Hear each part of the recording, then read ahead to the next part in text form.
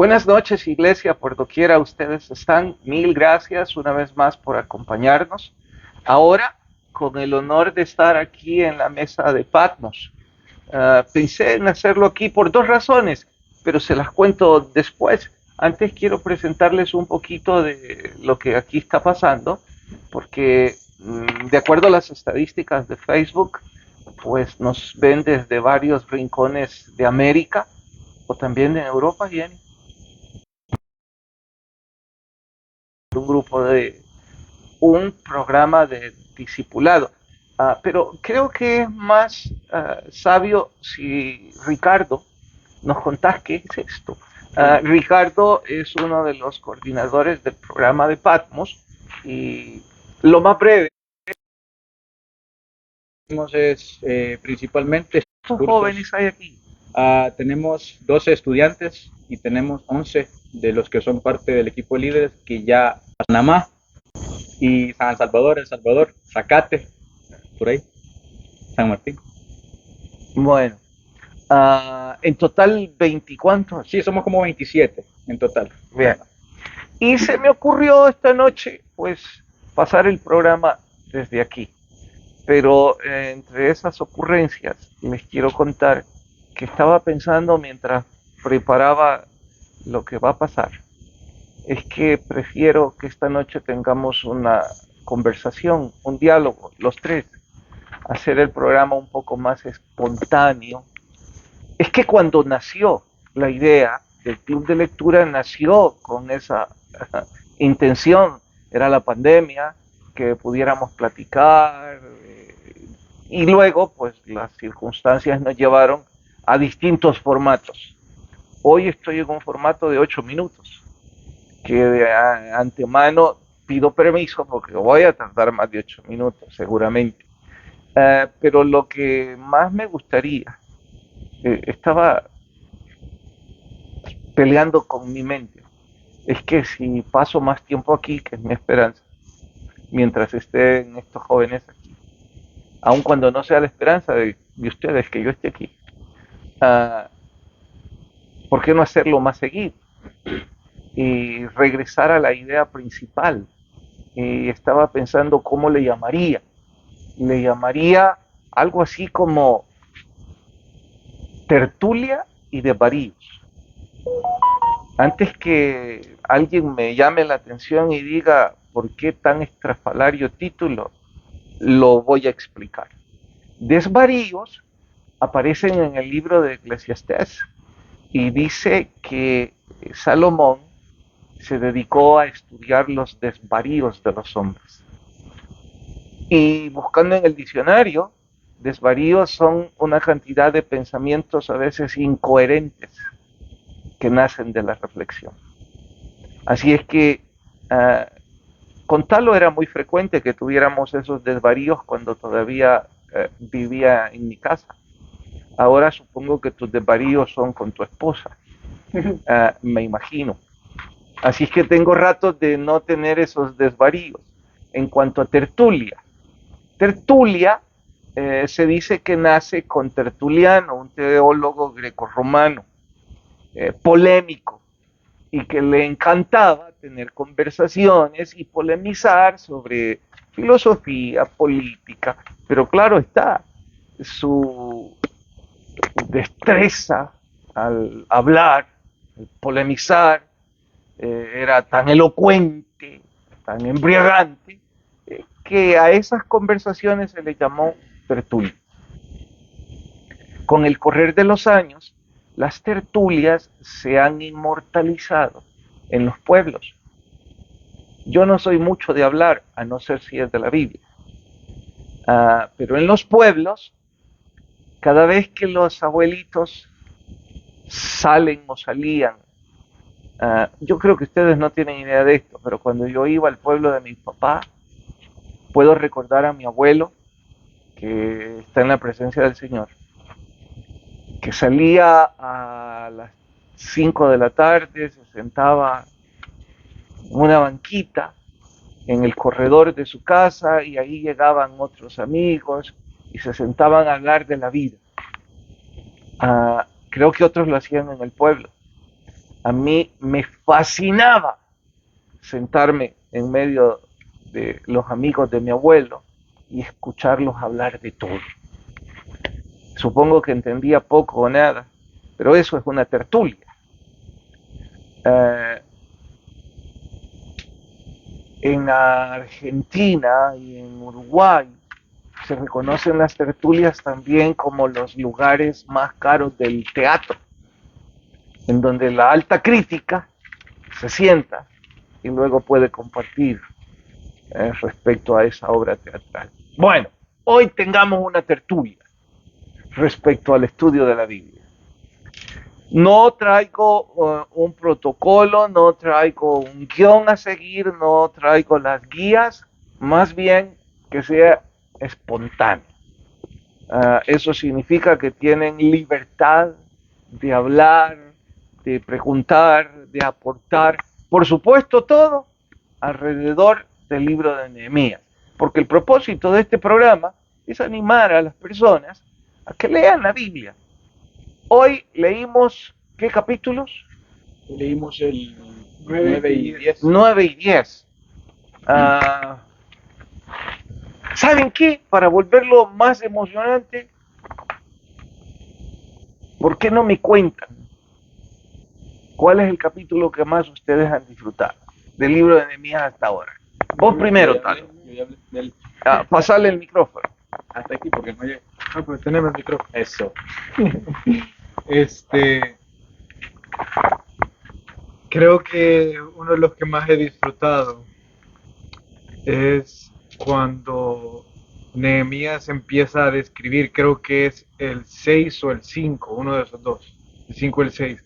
Es cuando Nehemías empieza a describir las personas que participaron en la construcción de ciertas áreas del muro. Entonces él dice, empieza por la puerta de la fuente, creo, y dijo quiénes participaron en la construcción de la puerta de la fuente. Y de ahí prosiguió a contar todos los que habían participado. Y llegó una parte que yo le llamé la participación de los gobernadores, porque empezó a explicar todos los gobernadores que formaron parte de la construcción y especificó que uno no solo fue a construir, no solo puso sus manos en el arado, sino que también fue con sus hijas. Y en aquel entonces, llevar a las mujeres a una construcción no era bien visto. La pregunta es, ¿qué las puso a hacer? Quizás la llevó para que sirvieran agua, o quizás la llevó para que también ensuciaran sus manos en el arado. No sé, pero me impactó ver que él fue y llevó a sus hijas también. Hasta ahí creo que es bonito, pero luego leí que escribió de de una ciudad que no llevó a su gobernador. Los nobles no apoyaron, los tecoitas. Los tecoitas que no apoyaron. Y me impactó cómo es que él puso el ejemplo de todos los gobernadores que sí estaban dispuestos a ensuciar sus manos, incluyendo sus hijas, incluyendo a su familia, versus los aristócratas en ese momento que no estaban dispuestos a ensuciar sus manos.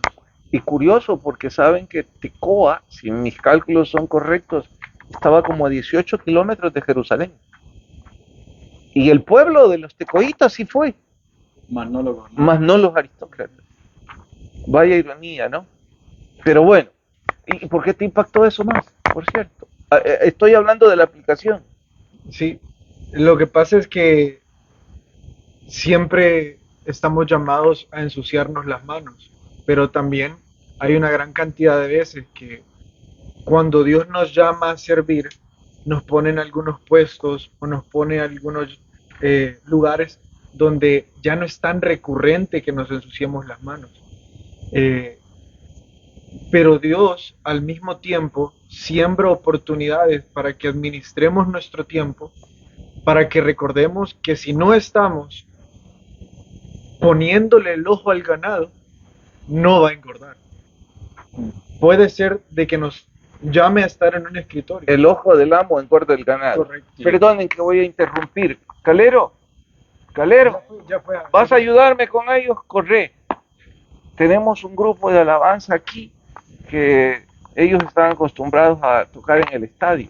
Entonces por eso tocan tan fuerte. Ricardo, contanos. Pero antes, ¿te acordás del nombre del que llevó a las hijas? No, Ni yo. es que eso fue el... Qué ingratitud de mi parte. Me acuerdo de los aristócratas, de los malos. aristócratas chuecos, pero no de la virtud de los...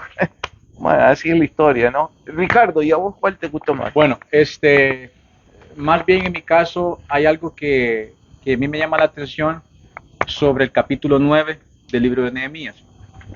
Hay 3 oraciones que son famosas en la Biblia y resulta que las 3 oraciones son capítulos 9 que han marcado la historia del pueblo de Israel. A ver, no te entendí. O sea, Tres la oraciones. oración que hace Nehemías en el capítulo 9 es la oración que da el avivamiento para el pueblo. Sí, Luego, en Esdras capítulo 9, también está una oración que hace avivamiento en el pueblo.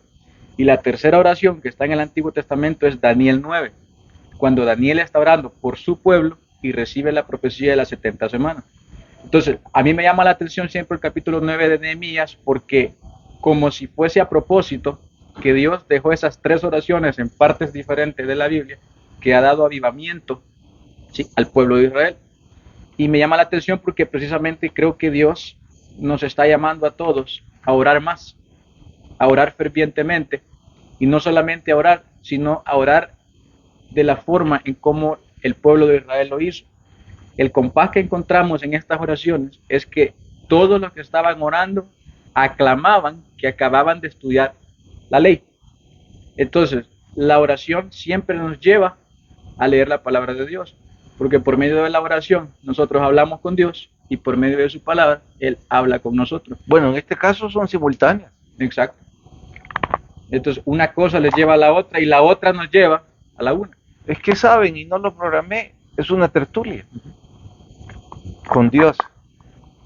La oración es cuando hablamos nosotros y la lectura de la Biblia es cuando habla Dios. Por cierto, como detalle curioso de la definición de tertulia, dice que es una conversación informal, no polémica. Que el polémico era tertuliano, pero que la conversación es informal y es más bien familiar, íntima. Y hablando de lo que recién dijiste, eso es estudiar la Biblia, escuchar al Señor mientras nos habla y luego nosotros orar y nosotros hablar con Dios.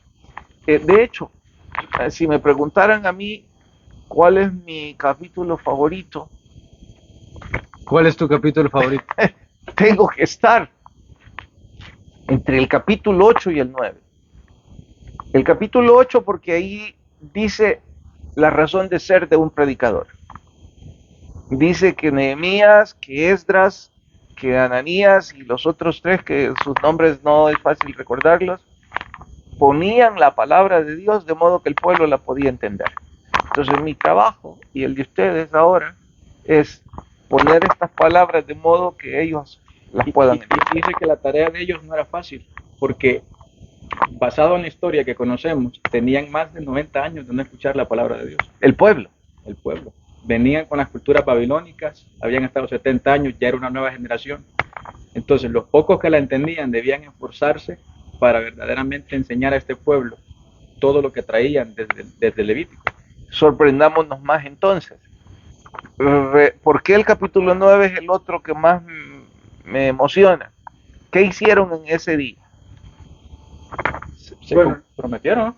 Sí, pero lo primero es que, en orden, Ajá. lo primero es que separaron a los extranjeros.